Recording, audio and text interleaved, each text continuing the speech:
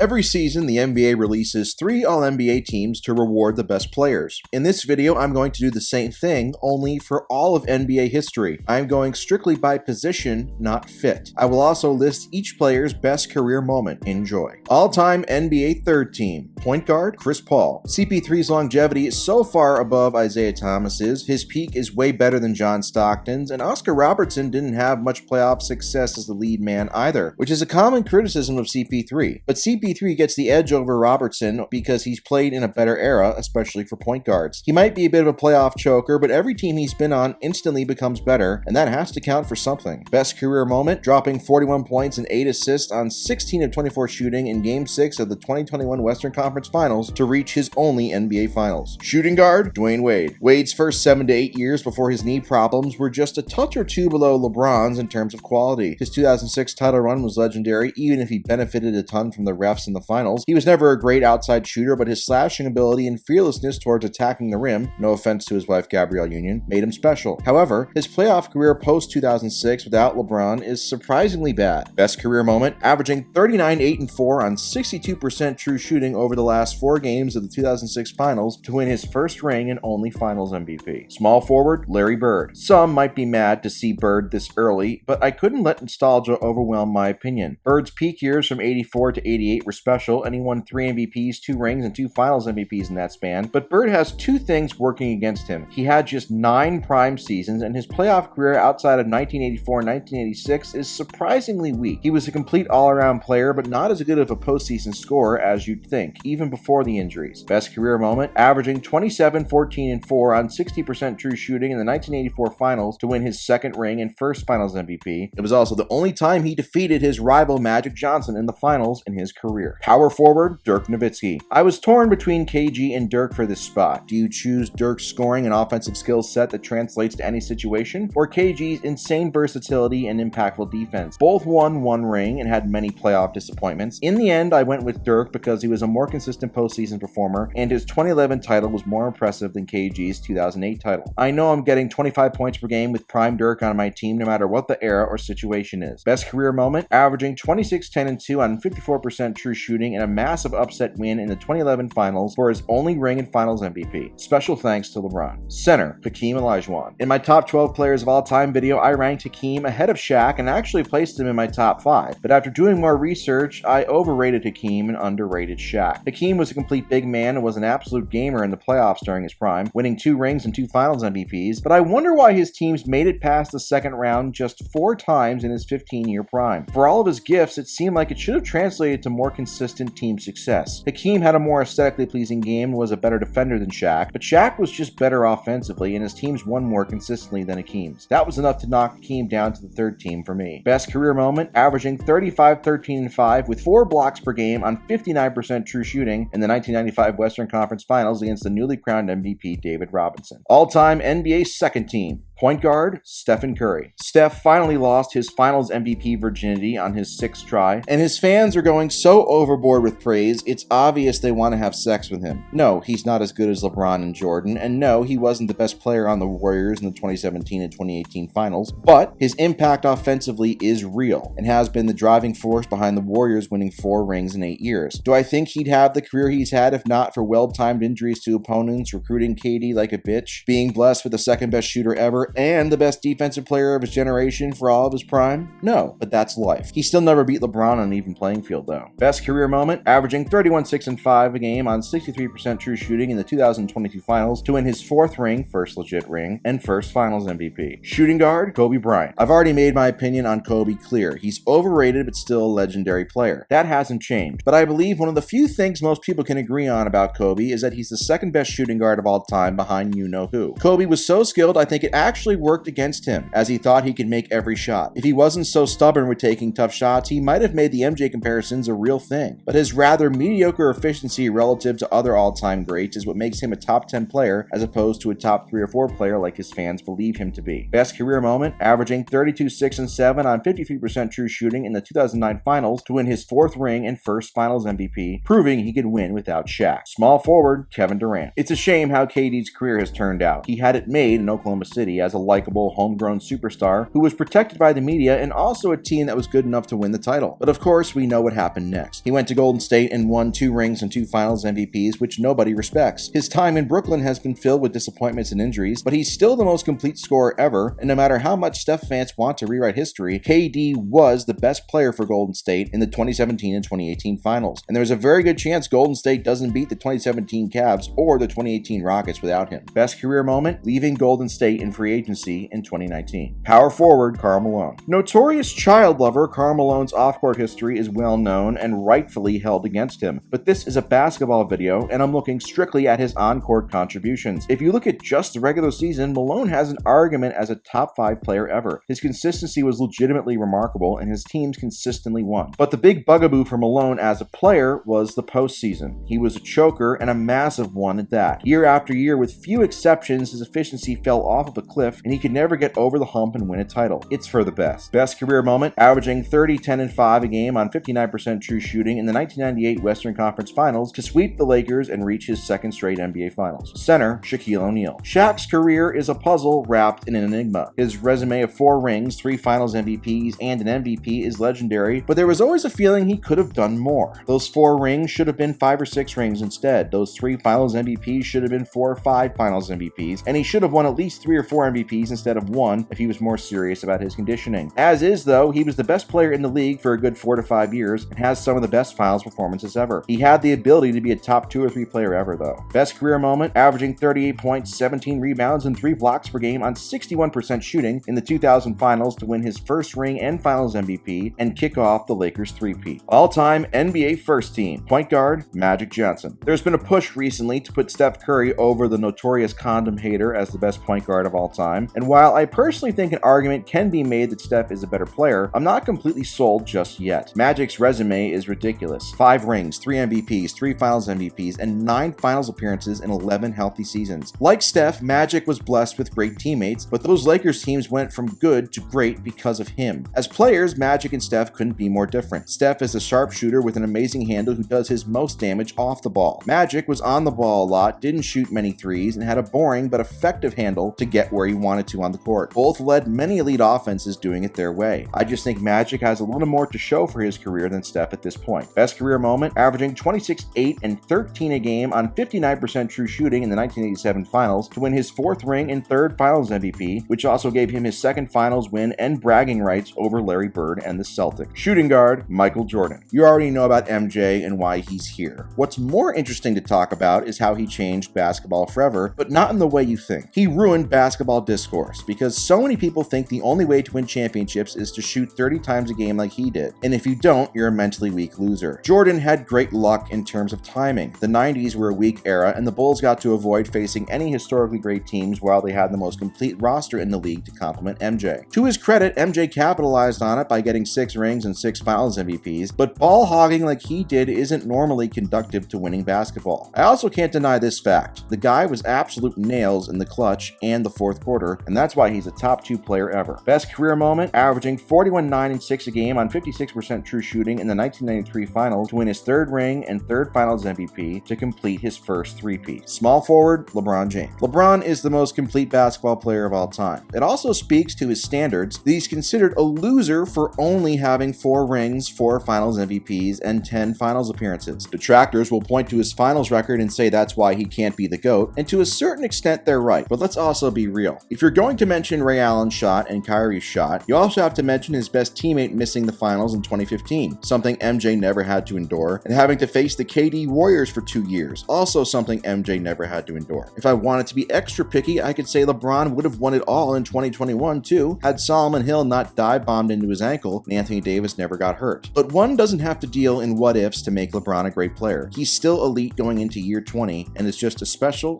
talent no matter how much you may hate him. Best career moment? Winning his 3rd ring and 3rd Finals MVP after leading the 2016 Finals in all 5 major statistical categories to defeat a 73-win Golden State team after falling behind 3-1. Power forward, Tim Duncan. Whereas LeBron is controversial and demands constant media attention, Duncan was the opposite. He was laid back and content with playing in a small market where he could just focus on basketball and not have the media in his face 24/7. The result was 19 years of non-stop success, including 5 rings, 3 Finals MVPs, and 2 MVPs. MVPs. Duncan was pretty boring to watch and didn't have many flashy highlights, so he doesn't get a lot of coverage other superstars have. But this also cuts two ways, and this is something most people don't even talk about. He didn't get as much attention for his success, but his failures also got glossed over more than other superstars' failures have. Duncan basically load managed the entire second half of his career, and nobody said much when his teams fell short in the playoffs or he put up mediocre stats. He had it made in San Antonio, but he also made San Antonio. Now that's a bar. Best career moment, averaging 24, 17, 5, and 5 blocks per game on 55% true shooting in the 2003 finals versus the Nets to win his second ring and second finals MVP. And center, Kareem Abdul-Jabbar. There will always be debates about who the best center of all time is. Is it Wilt, Russell, Shaq, Hakeem, Kareem, etc.? Wilt had the stats, Russell had the wins, Shaq had the peak, Hakeem had the iconic moves, but Kareem had all of that. Stats? Well, he's the all-time leading scorer. Wins? Well, he has 6 rings and 2 finals MVPs. Peak years? How about 6 MVPs, the most of any player ever? Iconic moves? Does the skyhook ring any bells? Kareem was the best player in the league for nearly a decade and was still an elite player deep into his 30s. The only knocks against him could be that his peak came in a weak era, fueled by drugs and splitting talent with the ABA. His teams also never won anything without a legendary point guard, although Oscar Robertson was past his peak in 1971 when Kareem won his first ring. He was also not the best player for at least 2 of his rings, whereas Jordan and LeBron were the clear-cut best player for all of theirs. All things considered, Kareem is a clear top 3 player ever, and the only guy besides MJ or Bron you can argue as the GOAT without being laughed out of the room, in my opinion. Best career moment, averaging 26, 9, and 5 on 63% true shooting in the 1985 finals at age 37 to win his 4th ring and 2nd finals MVP 14 years after he won his first finals MVP. I'm sure everybody agrees with every single decision I made in this video, so there's not going to be any arguments in the comments section.